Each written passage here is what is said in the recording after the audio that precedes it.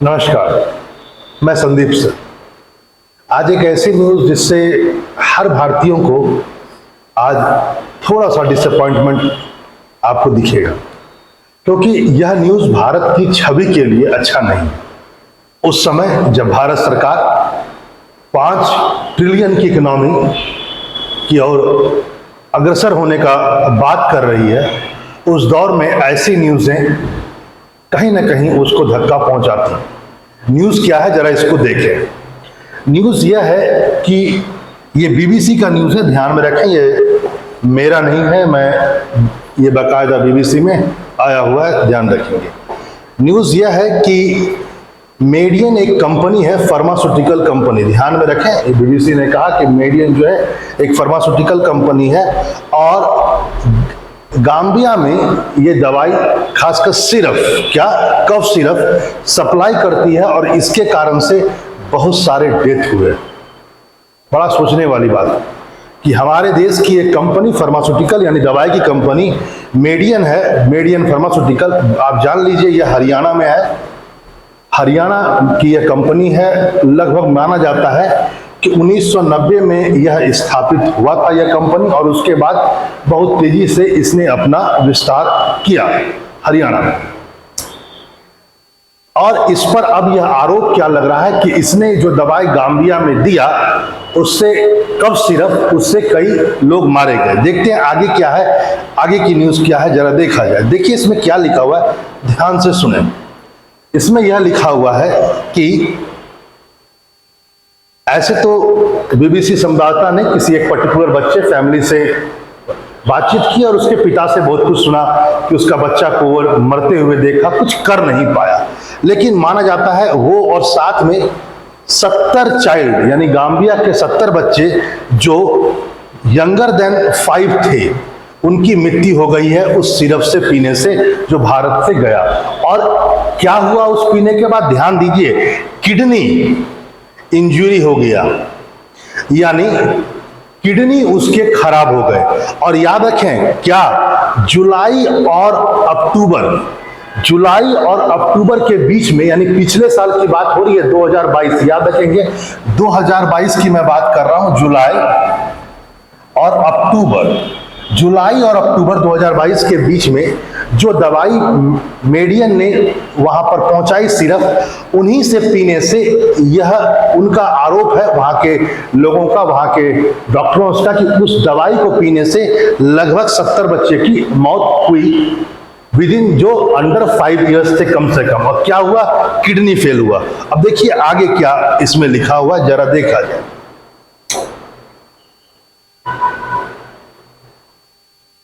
एक मिनट,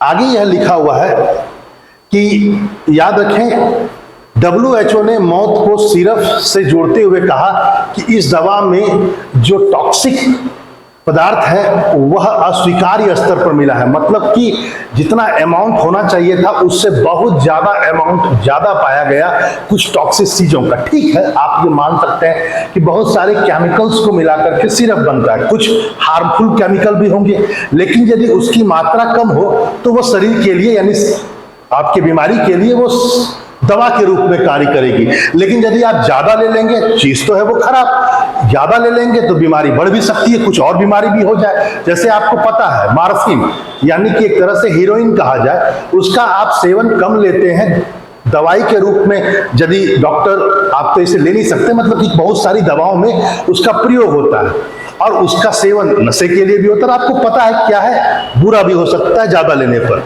अब देखिए शुरुआत में क्या हुआ, ध्यान से सुने। वो यह हुआ कि गाम्बिया में मौत के बाद भारत सरकार ने कहा कि हम सिरप की जांच कराएंगे, ध्यान से सुने।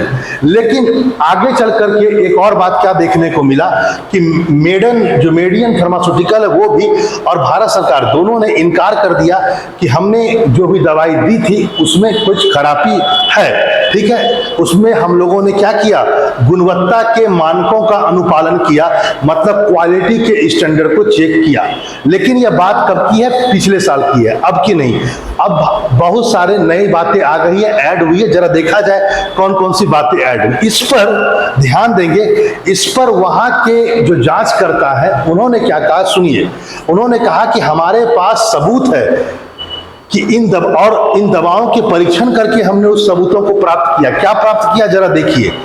एथिलीन ग्लाइकोल, एक याद रखेंगे इसको नाम, एथिलीन ग्लाइकोल, और दूसरा है डाई इथिलीन ग्लाइकोल, यानी एथिलीन ग्लाइकोल और डाई इथिलीन ग्लाइकोल, इसकी मात्रा जो थी इन सिरपों में अस्वीकार लेवल पर है, मतलब बहुत ज्यादा है। और आपकी दवाओं में, यानी जो आप कह रहे हैं कि हमने परीक्षण कर दिया है, कोई दिक्कत नहीं है, फार्मास्यूटिकल कंपनी ने भी कहा भैया दिक्कत नहीं है, सरकार ने भी कह दिया दिक्कत नहीं है, लेकिन जब वहां जांच किया गया तो उन्होंने कहा हमारे पास सबूत है भैया। क्या सबूत है? ये दोनों चीज, यानी कि एथिलीन ग्लाइकोल और डाई एथिलीन ग्लाइकोल की जो सीमा है वो बहुत ज्यादा है, और यह अब टॉक्सिक हो चुका है, यह दवाई नहीं रहा, टॉक्सिक हो चुका है, यहां पर ध्यान रखेंगे। उसके बाद भारत सरकार ने ताबड़तोड़ जांच शुरू कर दिया, जैसा होना चाहिए, और यह सही भी है, जांच की जानी चाहिए। आप जरा और भी सुनते हैं और क्या क्या बात है। जांच तो भारत सरकार ने शुरू कर दिया, लेकिन यहां पर देखते हैं अब क्या क्या है।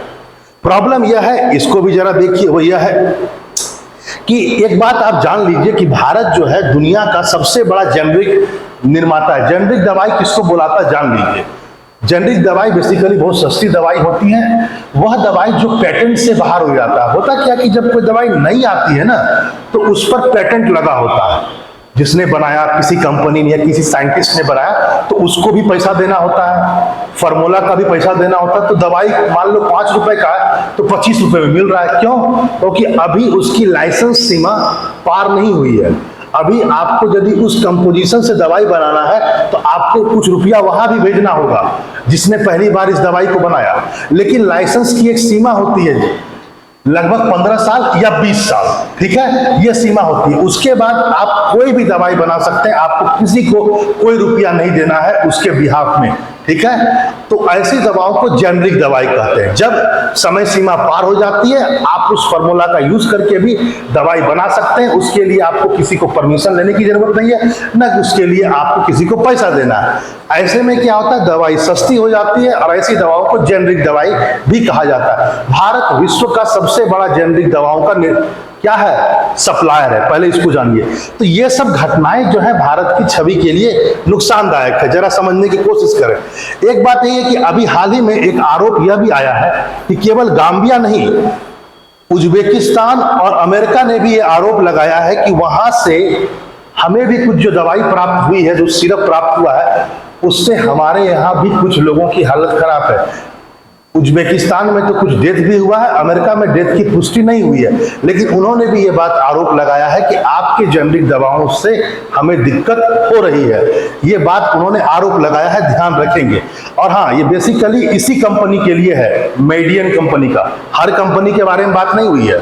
अच्छा, यहां पर एक बात और भी ध्यान रखें, यहां पर दिक्कत क्या है जरा इसको समझें कि एक प्रॉब्लम यह भी है, इसको भी समझा जाए। प्रॉब्लम यह है कि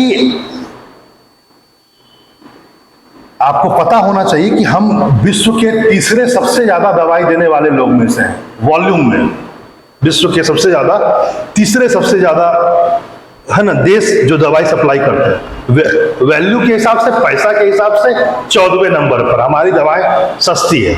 अधिकतर हम अपनी दवाएं, जो अफ्रीकी देश हैं, गरीब देश हैं, उनको अधिकतर हम दवाएं भारत ही सप्लाई करता है। तो आप ये समझ सकते हैं, ये तो हमारी छवि को नुकसान पहुंचाता भी है। लेकिन हाँ, एक बात यह भी ध्यान रखा जाए, वह यह है कि भारत में बहुत सारी बड़ी कंपनियां भी हैं। भारत सरकार को यह ध्यान में रखना चाहिए। भारत की सबसे बड़ी फार्मास्यूटिकल कंपनी सन फार्मास्यूटिकल कंपनी है, आपको पता होगा। दूसरा अरविंदो है, तीसरा लुपिन है, फिर सिप्ला है, चौथे नंबर पर सिप्ला है। तो भारत सरकार को ये जरूर चाहिए कि जितनी भी बड़ी कंपनियां हैं, उनके दवाओं को सप्लाई करना भारत के छवि के लिए भी अच्छा रहेगा। क्योंकि कई बार क्या होता है, कुछ नई कंपनियां, ठीक है ये 1990 में स्थापित हुई, लेकिन इसके साथ कुछ और चीजें भी जुड़ी हुई है। इस कंपनी के एग्जीक्यूटिव डायरेक्टर जो है, बेसिकली वो 2.5 साल जेल में भी रहे हैं। माना जाता है 1 दशक पहले उन्होंने कुछ दवाई वियतनाम में सप्लाई की थी इस कंपनी ने, वह भी अपने क्वालिटी के मानक को पूरा नहीं कर पाई और उनके मुलाजिम को, उनके एग्जीक्यूटिव डायरेक्टर को 2.5 साल जेल में भी रहना पड़ा इसी कंपनी मेडियन कंपनी को। तो यहां पर आप समझ रहे हैं बातों को कि कहीं ना कहीं गलती भारत सरकार से भी 2 बार हो गई। एक बार जब वह पहले से कंपनी करप्ट थी या उसके लोग करप्ट थे, तो ऐसी कंपनियों को जल्दी आप विदेश नहीं भेज सकते। और विदेश ही क्यों, मैं तो कहूंगा भारत में भी सोच समझ के ऐसी कंपनियों का दवाई देना चाहिए, क्योंकि हमारी जनता का भी प्राण है। एक बात और भी ध्यान रखेंगे, एक सामाजिक कार्यकर्ता है, भारतीय सामाजिक कार्यकर्ता कुछ है, उनका एक आरोप है कि वो जिनका दिनेश ठाकुर कहते हैं, बीबीसी को कहते हैं कि देखिए हमने भी कुछ अलग ढंग से कर रखा है। क्या कर रखा है जरा सुनिए। हम जो निर्यात अमेरिका और यूरोप को करते हैं और जो स्थानीय हमारी खपत है, स्थानीय खपत मतलब जो हम अमेरिका और यूरोप को जो हम फार्मास्यूटिकल निर्यात करते हैं और जो हमारी डोमेस्टिक खपत है, या अफ्रीकन कंट्रीज जो अमेरिका और यूरोप से अलग है, उन कंपनियों को जब दवाई देते हैं तो हम अलग अलग स्टैंडर्ड को फॉलो करते हैं। ये ऐसा आरोप मैं नहीं लगा रहा हूं, ऐसा आरोप एक सामाजिक कार्यकर्ता है दिनेश ठाकुर, बीबीसी को इन्होंने अपना साक्षात्कार में दिया। कहा कि दोहरा मानक है उसके कारण से भी यह होता है। आप बड़े देशों को तो बहुत ज्यादा हाई स्टैंडर्ड, बहुत अच्छा चेकिंग वगैरह करके आप पहुंचाते हैं सामान, और अपने घर में और गरीब देशों को ऐसा करते हैं। तो ऐसा नहीं करना चाहिए, इसको भी ध्यान में रखने की जरूरत है। देखिए आगे और भी एक बात ध्यान में यहां पर यह रखेंगे, ठीक है मैं एक बात और बता दूं कि अभी हाल ही में भारत ने एक बात कही है, इस बात को भी ध्यान में रखा जाए, वो यह है कि भारत सरकार ने कहा है कि अब निर्यात करने वाले, भारत सरकार ने निर्यात से पहले कंपनी के लिए कफ सिरप के नमूने को सरकार द्वारा अनुमोदित प्रयोगशालाओं में परीक्षण करना अब अनिवार्य बना दिया गया है। यानी अब कह दिया गया है इस कंपनी को, मेडियन कंपनी को, कि आप जो भी दवाई अब सिर्फ कम से कम आप जो निर्यात कराएंगे, हमारे यहाँ का जो अधिकृत प्रयोगशाला है, पहले आप वहां परीक्षण करवाएंगे तभी आप भेजेंगे। सच्चाई यह है, यही बात गाम्बिया भी कहा है कि अब हम आपका जो दवाई लेंगे आंख मूंद करके नहीं लेंगे, हम भी परीक्षण करेंगे और तब यूज करेंगे। थोड़ी बेइज्जती भारत के लिए है, लेकिन यह भारत के लिए एक सोचने का विषय भी है और चिंतन का विषय, क्योंकि अभी कुछ बिगड़ा नहीं है।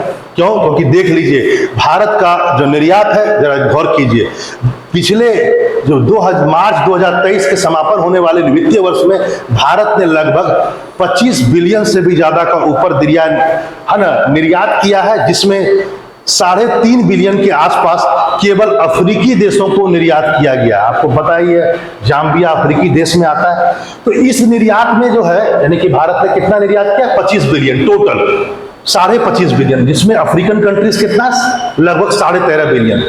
ये पिछली बार से कम नहीं है, यानी क्योंकि ये घटना तो 22 की थी तो निर्यात घटना चाहिए था, लेकिन इस बार भी यही देखा गया है कि निर्यात तो नहीं घटा है, ना अफ्रीका में घटा है, ना विश्व में घटा। लेकिन भारत सरकार ने एक अच्छा कदम यह उठाया कि अब भारत सरकार ने दवा जांच के लिए जो हम निर्यात कर रहे हैं कम से कम सिर्फ, उसको अब अनिवार्य कर दिया गया है कि बिना उसका चेकिंग का आप नहीं भेज सकते हैं।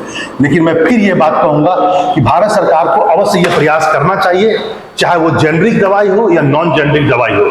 भारत को चाहिए कि टॉप मोस्ट जितनी भी बड़ी कंपनियां हैं, लुपिन हो, चाहे सिप्ला हो, चाहे वो सन फार्मास्यूटिकल हो, चाहे अरविंदो हो या डॉक्टर रेड्डी हो, इन दवाओं को ही या इन फार्मास्यूटिकल कंपनियों का ही दवाई निर्यात करें, ताकि आने वाले समय में भारत 5 ट्रिलियन की इकोनॉमी बनने में किसी प्रकार का भारत को कमी न हो। एक बात ध्यान रखें, यह भारत का सॉफ्ट पावर है, खासकर जेनरिक दवाएं। जब हम विश्व को सस्ती दवाएं मुहैया कराते हैं तो यह भारत का सॉफ्ट पावर है। विश्व भारत को एक गुरु के रूप में देखता है, एक दानशील देश के रूप में देखता है। कहीं उनकी नजर में हम गिरे नहीं, इसका भी ध्यान रखने की जरूरत है। चलिए आगे मिलेंगे एक इंपॉर्टेंट न्यूज के साथ, तब तक नमस्कार।